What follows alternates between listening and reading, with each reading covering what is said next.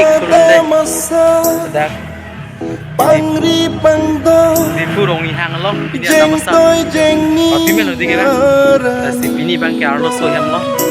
si video bang itu kan teaching ke juta nama ni khulunde tambah kelang mani ko Pangri pangdo jeng toy jeng ni arani non nikai kang hon sui panopi lanang pansi nikai kang hon sui panopi lanang pansi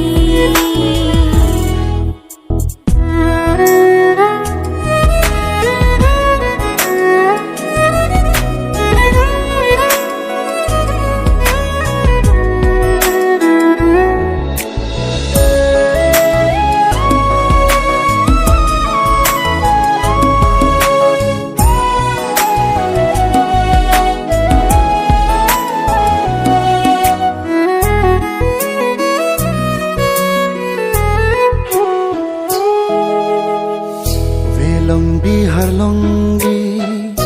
aro ning thungsi bini ne adam pu nangke adam pi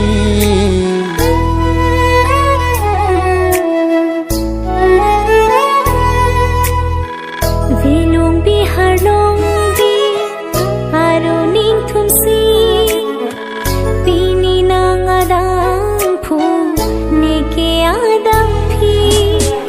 kang honate mo along itung ka bochilo nang nang man ri cho nikiri cho pilo nikai ding pi bole ache thi nang hong jang alo odai lo ni kisum ke boy go ta me non thia reng rap la ne kaya long se me doa deng lo pini sulang dorana ni hua kengri neka kang hon suri panong pi nang pansi ada masa pangri pangdo jeng toy jeng ning arani non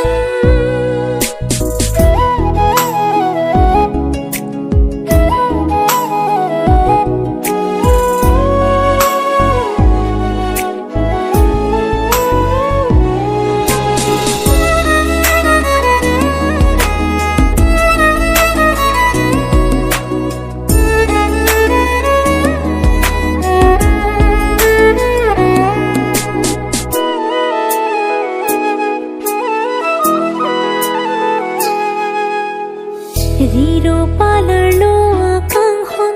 pini chiu chi ko son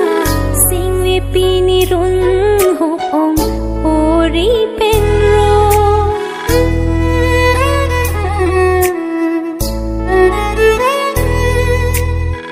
klim so bi hek pen non pan pu ana kang hon ke o pini penne long le lo riro akang hona son riro akang hona son rida etalong dam de binong bonta itu makang hon thirklong padu re kang hon kaya long senche don klong lai tungang bong kang hon thirklong poche jia long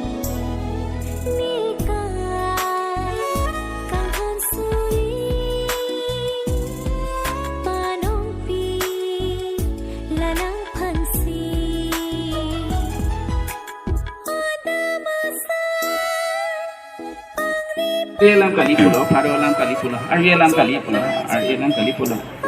Si padona tunggu pulau, si para tunggu pulau. Tapi itu, ni temke si padon, si padon tunggu nang pulau, si para tunggu nang pulau. Si tapi itu, nang li orang tunggu nang li ni hu temke si padon di pusita dah gawe, rana gawe, ke si padon di pusita si terang me cingin sumi me lima misal tung, maksal tung.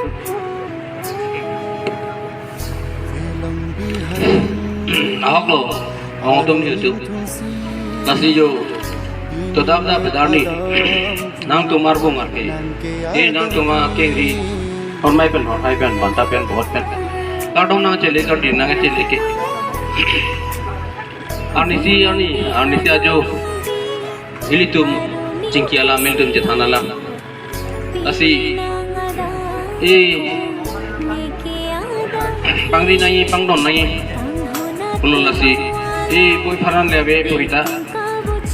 jo pilih yakong we orang awi kusita, itu titik tangdat, jatan tangdat, nang lisu pen lisu, pangri lo nang pangdon lo nak, adam itu lo nang asar itu lo nak, nasi jo, pedal ni, mungkin unda bulong ada ke, natung pan, ani, kehot je pan, acek lo kehot je pan si, itu putot. Hormai pen, nang cadom cak desi, nang arju itu rai lo, kantong.